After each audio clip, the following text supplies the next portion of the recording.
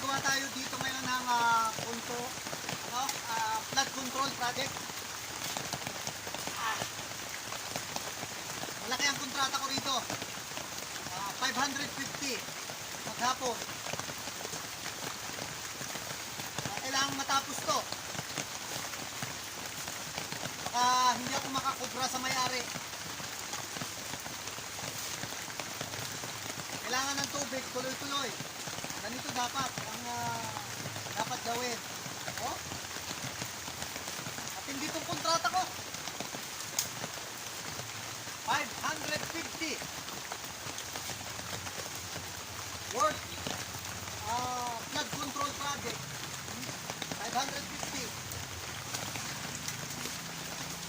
Kailangan tubig, tuloy-tuloy para hindi bumaha.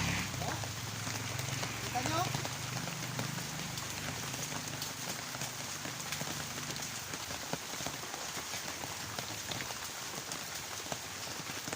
Kahit umuulan, tuloy. Meron tayong natatapos na project sa ating flood control. Oh? Yan o. Elaborate ko na.